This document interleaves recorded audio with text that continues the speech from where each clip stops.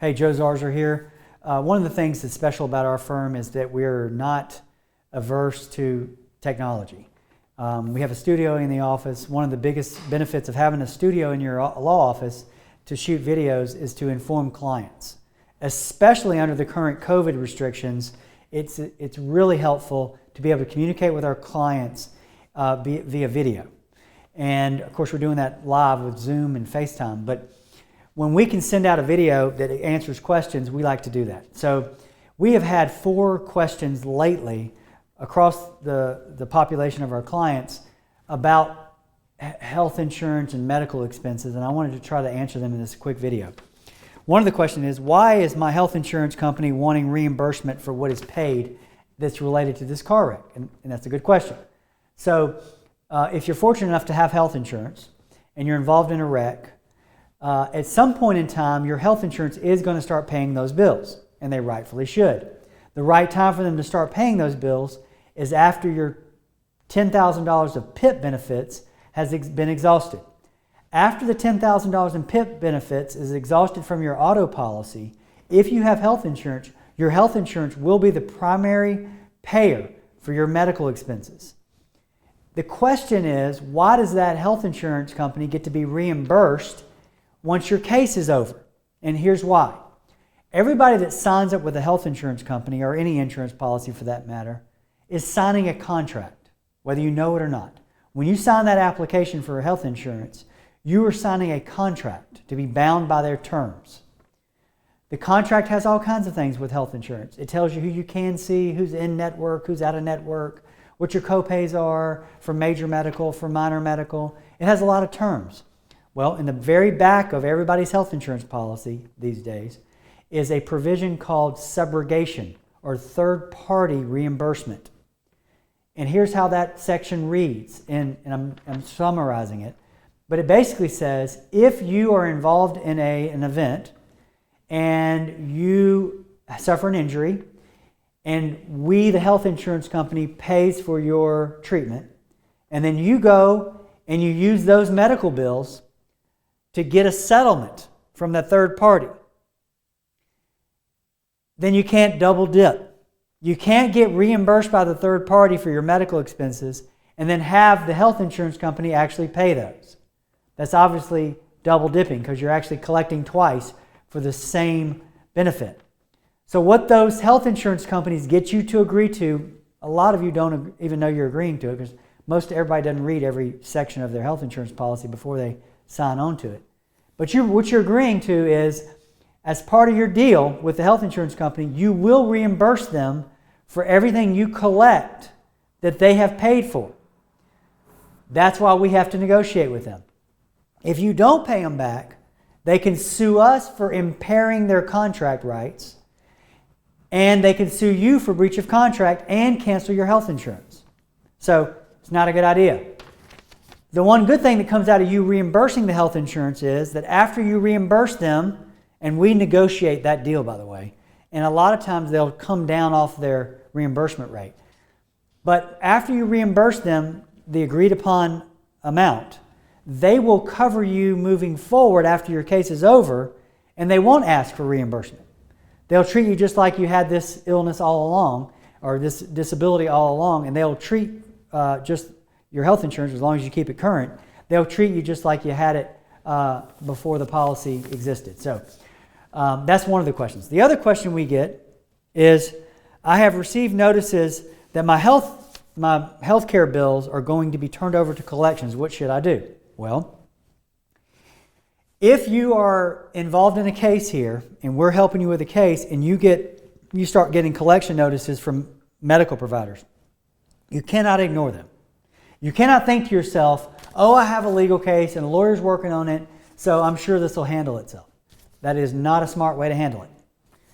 If you have health insurance and your health insurance has not paid that medical bill, you need to get that bill to your health insurance and get them to pay it. You need to let us know that you're getting a collection notice. Okay? Here's what needs to happen. If your health insurance is already paid, maybe it's your copay, maybe it's a balance that they don't pay, maybe it's something that they don't honor under your health insurance policy, or if you don't have health insurance and you're getting a collection notice. You have to pay attention to these collection notices or your credit will suffer. Here's what I tell people to do. If everybody's already paid, if the health insurance is already exhausted what they're going to pay, or you don't have health insurance, and you get a collection notice, you need to contact the collection firm and set up a plan where you pay the smallest amount possible to get you through this case. And then at the end of the case, we'll make sure they're paid, whatever balance is still owed to the collection agency is paid. You don't want to ignore them because they'll get worse and worse with you and they'll start affecting your credit. Okay? So that's how you handle collection notices with and without insurance. You don't ignore them. The other thing you got to remember is you may get collection notices because, remember, your PIP only pays 80% of your medical. And so you may be thinking to yourself, I don't have health insurance, but I did have car insurance, and I thought I had a $10,000 benefit that paid my medical bills. Well, you do. But that $10,000 benefit only pays 80% of your medical. The other 20% has to be paid by somebody. And if you don't pay it, it goes on a collection notice. Okay? A lot of times. And so you need to pay attention to those things and don't ignore them. Another question we receive a lot is, what is a letter of protection and how does it work? So, a letter of protection is a letter promising to pay a medical provider after the case is over. You're basically agreeing to pay a medical provider at the end of your case if you win, and you're basically agreeing to pay them first. So if you sign a letter of protection with any healthcare person or entity, and you are using it as sort of an IOU, and you're basically agreeing with that provider to pay them at the end of your case, and you're agreeing to pay them first no matter what you take from the case. So you have to be very careful with letters of protection, LOPs, because the way they're worded a lot of times is they get their money first before you do. So you don't want to be in a situation where they get more than you. So be very careful with those. We obviously guide you through that process, and we're watching once you agree to do that with one of these providers. We watch and make sure you don't get in a situation where they end up taking more from a case than you. That's not fair. We try to protect you from that. If you have health insurance, you want to stay away from letters of protection if you can, okay? Because health insurance has already negotiated a discounted rate with most of these medical providers, and there's no reason to sign a letter of protection for those healthcare providers, because that would give them more of a recovery than they would get from the health insurance. Okay? Some of these providers like that because it allows them to collect at 100% their billing rate versus 20 or 30% from a health insurance reimbursement standpoint. So that's how LOPs work. One of the other questions we get many times is, will I be reimbursed for my out-of-pocket expenses and co-pays at the end of your case? The short answer is, if there is enough coverage in your case, you will get reimbursed for everything. You'll get reimbursed for medical expenses. Your health insurance company will get reimbursed for anything they've paid. You will get reimbursed for co-pays. Here's the only caveat. The only caveat is you have to keep track of a lot of these things. We're not going to be with you when you go to Walgreens and you pay a copay for your prescription that you get from the ER. We're not going to be with you when you go to your orthopedic surgeon and they give you crutches after your surgery and they say you have to pay an extra copay or you have to pay a deposit down for your crutches or something like that. We're not going to be with you when all those things happen, and it's important for you to keep a running tally of all your expenses and send those to us on an ongoing basis so that we can keep track of all these expenses in a real-time manner. If we have the expenses and if there's enough coverage, we will get you paid for everything related to this car wreck. Okay?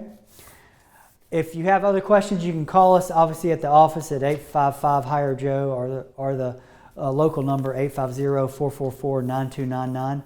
You can also reach us on the web at zarzaurlaw.com. You can call us. You can get in touch with us via Facebook, or I'm sure you can contact the paralegal that's working on your file. You can always reach out to me on my cell phone. We give that to all the clients. Obviously, you have it. Feel free, if you have an urgent question, to reach out to me via cell phone. Y'all take care, and we look forward to helping you further with your case. Thank you.